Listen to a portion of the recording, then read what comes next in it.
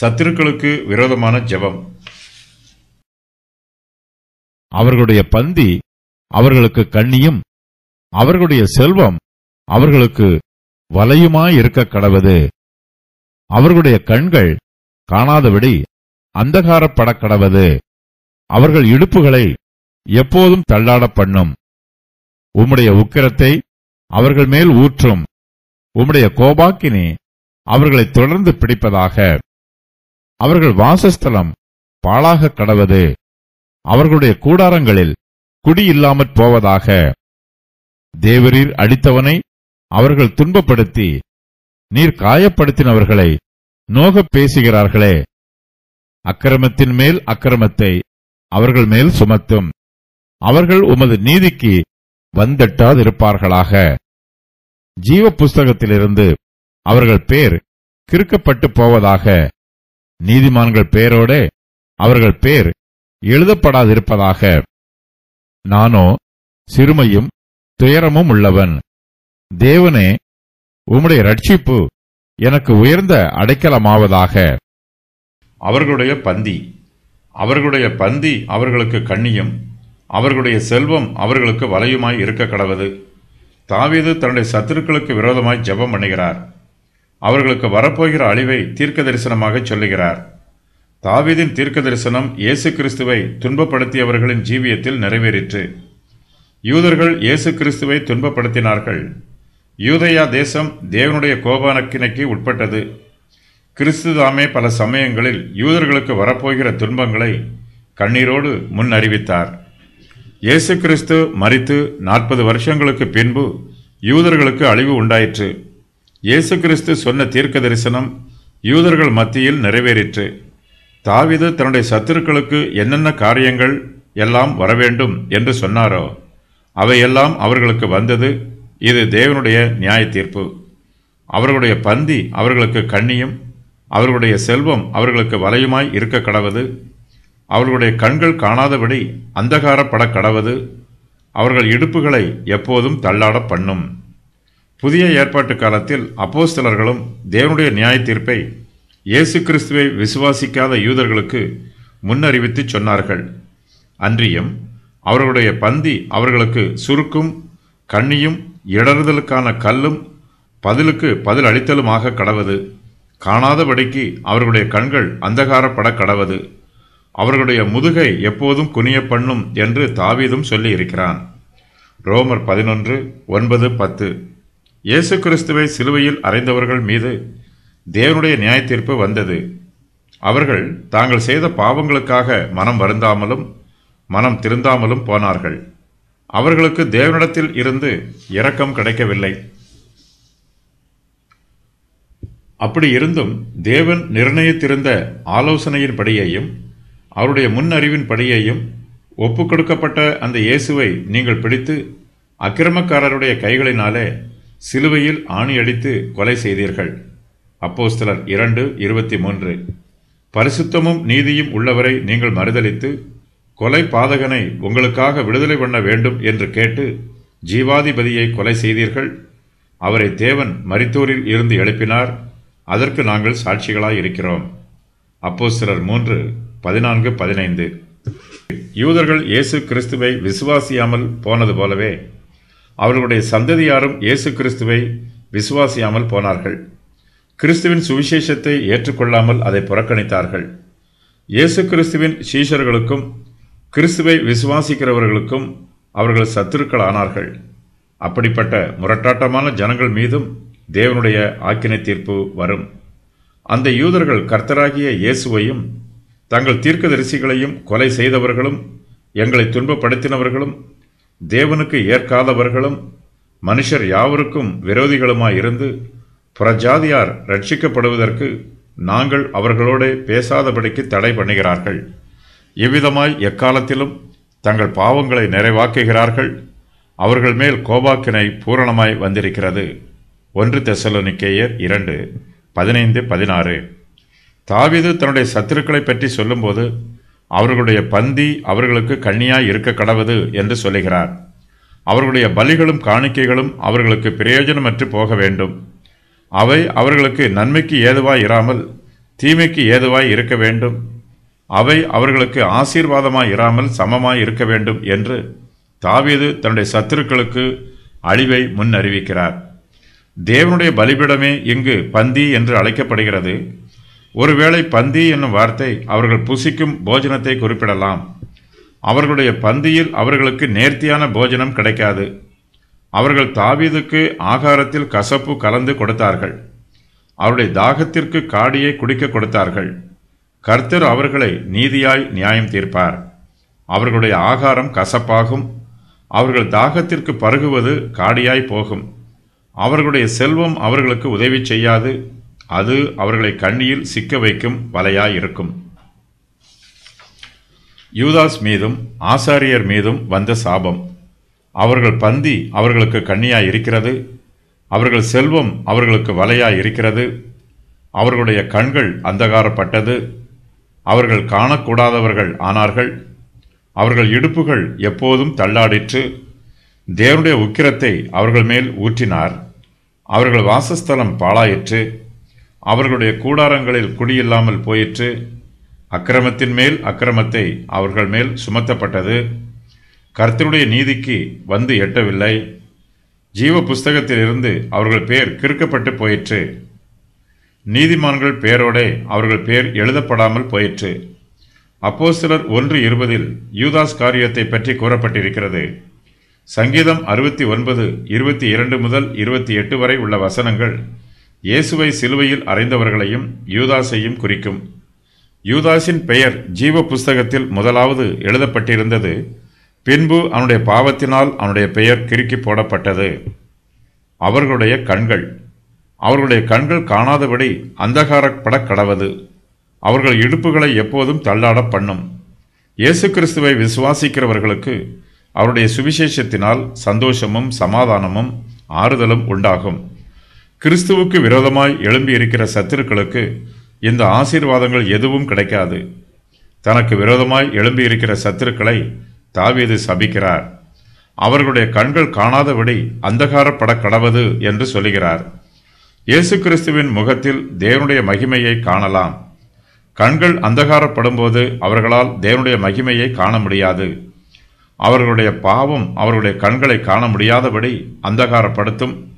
வெளிச்சத்தை காண முடியாதபடி அவர்களுடைய கண்கள் குருடாகும். தாவீது தன்னுடைய சத்துருக்களுக்கு வரும் தண்டனையை பற்றி சொல்லும்போது அவர்கள் இடுப்புகளை எப்போதும் தள்ளாட பண்ணும் என்று கர்த்தருடைய சமூகத்தில் விண்ணப்பம் பண்ணுகிறார். அவர்கள் கண்கள் இருந்தும் தேவனுடைய மகிமையை காண முடியாத குருடராய் இருக்கிறார்கள். அவர்களுடைய நடைகளில் உறுதி இருக்காது. எப்போதும் தள்ளாடுவார்கள், குழப்பத்தில் இருப்பார்கள். யூதர்கள் இயேசு கிறிஸ்துவை துன்பப்படுத்தினார்கள். அவர்களுக்கு தேவனுடைய ஆக்கினை தீர்ப்பு உண்டாயிற்று. ரோம பேரரசு யூதர்களை ஒடுக்கினார்கள். எருசலேமை தீ வைத்து கொளுத்தினார்கள். யூதர்கள் தங்கள் ஜீவனுக்கு பயந்து பல தேசங்களுக்கும் சிதறி ஓடிப்போனார்கள். அவர்களுடைய இடுப்புகள் தள்ளாடிற்று. அவர்கள் வாசஸ்தலம் உம்முடைய உக்கிரத்தை அவர்கள் மேல் ஊற்றும். உம்முடைய கோபாக்கினி அவர்களை தொடர்ந்து பிடிப்பதாக. அவர்கள் வாசஸ்தலம் பாழாக கடவது. அவர்களுடைய கூடாரங்களில் குடியில்லாமல் போவதாக. தன்னுடைய சத்துருக்கள் மீது தேவனுடைய கோபாக்கினை வந்து இறங்க வேண்டும் என்று தாவீது அவர்களை சபிக்கிறார். உம்முடைய உக்கிரத்தை அவர்கள் மேல் ஊற்றும் என்றும் உம்முடைய கோபாக்கினை அவர்களை தொடர்ந்து பிடிப்பதாக என்றும் தாவீது தன்னுடைய சத்துருக்களை சபிக்கிறார். சத்துருக்களின் வாசஸ்தலங்களும் அவர்களுடைய தேசமும் முற்றிலுமாய் அழிக்கப்படும். தங்களுடைய இனம் அழிக்கப்படும் என்று பயந்துதான் யூதர்கள் இயேசு கிறிஸ்துவுக்கு விரோதமாய் எழும்பினார்கள். அவர்கள் பயந்த காரியம் அவர்களுக்கு நேரிட்டது. ரோம பேரரசுக்கு பயந்து அவர்கள் இயேசு கிறிஸ்துவை துன்பப்படுத்தினார்கள். தேவனோ தம்முடைய உக்கிரத்தை யூதர்கள் மேல் ஊற்றினார். தேவனுடைய கோபாக்கினை யூதர்களை தொடர்ந்து பிடித்தது. அப்பொழுது பிரதான ஆசாரியரும் பரிசேயரும் ஆலோசனை சங்கத்தை கூடிவரச் செய்து, நாம் என்ன செய்கிறது? இந்த மனுஷன் அநேக அற்புதங்களை செய்கிறானே. நாம் இவனை இப்படி விட்டுவிட்டால் எல்லோரும் இவனை விசுவாசிப்பார்கள். அப்பொழுது ரோமர் வந்து நம்முடைய ஸ்தானத்தையும் ஜனத்தையும் அழித்து போடுவார்களே என்றார்கள். யோவான் 11:47-48. ரோம பேரரசார் எருசலேமை அழித்தார்கள். யூதர்களுடைய வாசஸ்தலம் பாழாய் போயிற்று. ரோமர்கள் யூத தேசத்தையும் யூதர்களையும் சங்காரம் பண்ணினார்கள். ஆகையால் உங்கள் நிமித்தம் சீயோன் வயல்வெளியைப் போல உளப்பட்டு எருசலேம் மண்மேடுகளாய்ப் போம், ஆலயத்தின் பர்வதம் காட்டு மேடுகளாய்ப் போம். மீகா 3:12. யூதருடைய தேவாலயம் எருசலேமில் இருந்தது. யூதர்கள் தங்கள் தேவாலயத்தை நினைத்து பெருமைப்பட்டார்கள். தாவீது தன்னுடைய சத்துருக்களை சபிக்கும்போது அவர்களுடைய கூடாரங்களில் குடியில்லாமல் போவதாக என்று சொல்லுகிறார். தேவனுடைய வாசஸ்தலமாகிய தேவாலயமும் பாழாய் போயிற்று. ரோம பேரரசார் யூதருடைய தேவாலயத்தை தீக்கிரையாக்கி போட்டார்கள். எருசலேமே, எருசலேமே, தீர்க்கதரிசிகளை கொலை செய்து உன்னிடத்தில் அனுப்பப்பட்டவர்களை கல்லெறிகிறவளே, கோழி தன் குஞ்சுகளை தன் சிறகுகளின் கீழே கூட்டி சேர்த்து கொள்ளும் வண்ணமாக நான் எத்தனை தரமோ உன் பிள்ளைகளை கூட்டி சேர்த்து கொள்ள மனதாய் இருந்தேன். உங்களுக்கோ மனதில்லாமல் போயிற்று. இதோ உங்கள் வீடு உங்களுக்கு பாழாக்கி விடப்படும். மத்தேயு 23:37-38. தாவீது சொன்ன பிரகாரம் யூதருடைய கூடாரங்களில் குடியில்லாமல் போயிற்று. யூதா தேசமும் எருசலேமும் அழிந்த பின்பு அந்த தேசத்தில் அநேக வருஷங்களாக ஒருவரும் குடியேறவில்லை. அவர்களுடைய கூடாரங்கள் குடியில்லாமல் போயிற்று. இஸ்ரவேல் தேசம் குடியிருப்புக்கு பிரயோஜனமற்றதாயிற்று. அங்கு விவசாய நிலமும் இல்லை, விளைச்சல் நிலமும் இல்லை. அவர்களுடைய வாசஸ்தலம் பாழாய் போயிற்று. அவர்களுடைய கூடாரங்களில் குடியில்லாமல் போயிற்று. இதன் நிமித்தமாய் எருசலேமிலும் யூதேயாவிலும் ஒருவரும் வந்து குடியேறவில்லை. தேவரீர் அடித்தவனை அவர்கள் துன்பப்படுத்தினார்கள். தேவரீர் அடித்தவனை அவர்கள் துன்பப்படுத்தி நீர் காயப்படுத்தினவர்களை நோகப் பேசுகிறார்களே. பிதாவாகிய தேவன் குமாரனாகிய இயேசு கிறிஸ்துவை சிலுவையில் அறையப்படுவதற்கு ஒப்புக் கொடுத்தார். மனுக்குலத்தாருடைய பாவத்தின் நிமித்தமாய் பிதாவானவர் குமாரனாகிய இயேசு கிறிஸ்துவை அடிப்பதற்கு சித்தம் கொண்டார். அவர் அசட்டை பண்ணப்பட்டவரும் மனுஷரால் புறக்கணிக்கப்பட்டவரும் துக்கம் நிறைந்தவரும் பாடு அனுபவித்தவருமாய் இருந்தார். அவரை விட்டு நம்முடைய முகங்களை மறைத்து கொண்டோம். அவர் அசட்டை பண்ணப்பட்டிருந்தார், அவரை எண்ணாமற் போனோம். மெய்யாகவே அவர் நம்முடைய பாடுகளை ஏற்றுக்கொண்டு நம்முடைய துக்கங்களை சுமந்தார். நாமோ அவர் தேவனால் அடிபட்டு வாதிக்கப்பட்டு சிறுமைப்பட்டவர் என்று எண்ணினோம். ஏசாயா 53:3-4. கர்த்தரோ அவரை நொறுக்க சித்தமாகி அவரை பாடுகளுக்கு உட்படுத்தினார். அவருடைய ஆத்துமா தன்னை குற்ற நிவாரண பலியாக ஒப்புக் கொடுக்கும்போது அவர் தமது சந்ததியை கண்டு நீடித்த நாளாயிருப்பார். கர்த்தருக்கு சித்தமானது அவர் கையினால் வாய்க்கும். ஏசாயா 53:10. பிதாவாகிய தேவன் குமாரனை அடித்தார், ஆனால் சத்துருக்களோ தேவரீர் அடித்தவரை அவர்கள் துன்பப்படுத்துகிறார்கள். பிதாவானவர் காயப்படுத்தினவரை அவர்கள் நோக பேசுகிறார்கள். தாவீது இந்த வசனங்களில் தன்னுடைய துன்பத்தை பற்றி பேசினாலும் அவர் இயேசு கிறிஸ்துவின் பாடுகளை தீர்க்க தரிசனமாக சொல்லுகிறார். இயேசு கிறிஸ்து பிலாத்துவுக்கு முன்பாக விசாரிக்கப்பட்ட போது யூதர்கள் இயேசு கிறிஸ்துவை சிலுவையில் அறையும், சிலுவையில் அறையும் என்று கூக்குரலிட்டார்கள். இயேசு கிறிஸ்துவோ காயம்பட்டவராக இருந்தார். யூதர்களோ இயேசு கிறிஸ்துவின் மனது நோகும்படியாக பேசினார்கள். அக்கிரமத்தின் மேல் அக்கிரமம், அக்கிரமத்தின் மேல் அக்கிரமத்தை அவர்கள் மேல் சுமத்தும். அவர்கள் உமது நீதிக்கு வந்து எட்டாதிருப்பார்களாக. தன்னுடைய சத்துருக்களுக்கு அழிவு வரவேண்டும் என்று சொல்லி தாவீது அவர்களை சபிக்கிறார். அக்கிரமத்தின் மேல் அக்கிரமத்தை அவர்கள் மேல் சுமத்தும் என்று தாவீது தேவனிடத்தில் விண்ணப்பம் பண்ணுகிறார். அவர்கள் தேவனுடைய நீதிக்கு வந்து எட்டாதிருக்க வேண்டும் என்பதே தாவீதின் விருப்பம். தேவன் தம்முடைய முகத்தை அவர்களுக்கு மறைத்து கொள்ள வேண்டும் என்று தாவீது சத்துருக்களை சபிக்கிறார். தேவனுடைய நீதியில் சத்துருக்களுக்கு பங்கும் இருக்கக்கூடாது, பாத்தியமும் இருக்கக்கூடாது என்று தாவீது சொல்லுகிறார். இயேசு கிறிஸ்துவின் சுவிசேஷம் எல்லோருக்கும் பொதுவானது. இயேசு கிறிஸ்துவை விசுவாசிக்கிறவர்கள் எல்லோருக்குள்ளும் இரட்சிப்பின் கிருபை கிரியை செய்யும். நம்முடைய அவிசுவாசத்தினால் நாம் சுவிசேஷத்தை ஏற்றுக்கொள்ளவில்லை என்றால் நமக்கு சுவிசேஷத்தின் ஆசீர்வாதம் கிடைக்காது. மற்றபடி கிறிஸ்துவின் சுவிசேஷம் யாரையும் ஒதுக்கி தள்ளுவதில்லை.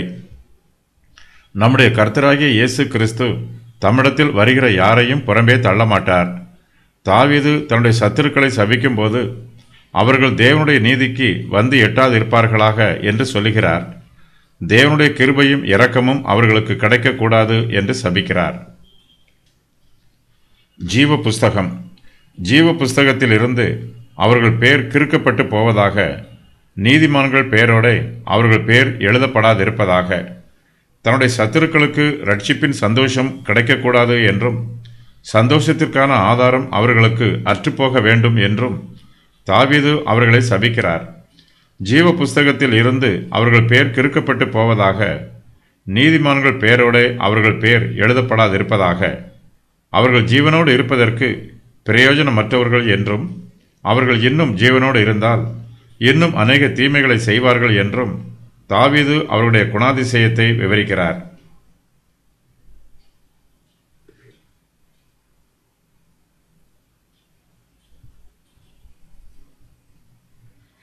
ஆகையினால் அவர்களுடைய பெயர்கள் ஜீவ புஸ்தகத்தில் இருந்து கிறுக்கப்பட்டு போக வேண்டும் என்று அவர்களை சபித்துச் சொல்லுகிறார்.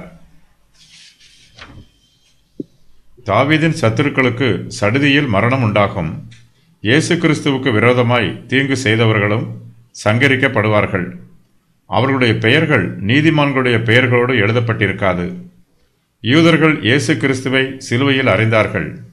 இதற்கு பின்பு இயேசு கிறிஸ்துவை விசுவாசியாத யூதர்கள் மீது தேவனுடைய கோபம் வந்து இறங்கிற்று.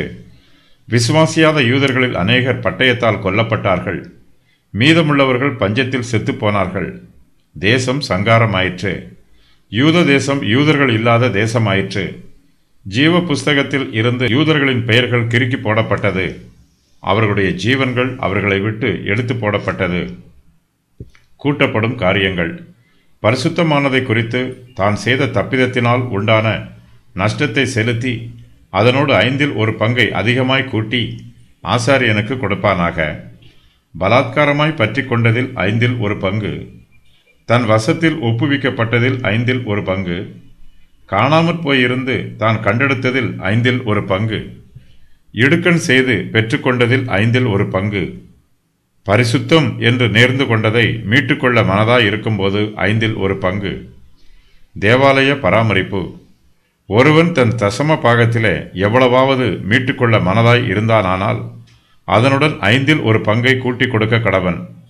விசுவாசத்தோட தைரியத்தையும், தைரியத்தோட ஞானத்தையும், ஞானத்தோட இச்சை அடக்கத்தையும், இச்சை அடக்கத்தோட பொறுமையையும், பொறுமையோட தேவ பக்தியையும், தேவ பக்தியோட சகோதர சிநேகத்தையும், சகோதர சிநேகத்தோட அன்பையும்.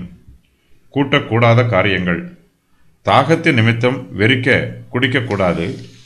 மீறுதல்கள் மீது பாவம், அக்கிரமத்தின் மேல் அக்கிரமம். தேவனுடைய வார்த்தையோடு மனுஷனுடைய வார்த்தையை கூட்டக்கூடாது. ஜீவ புஸ்தகத்தில் ஒருவனுடைய பெயர் ஒருமுறை எழுதப்பட்டால் அது கிறுக்கப்படாது என்று சிலர் நினைக்கிறார்கள்.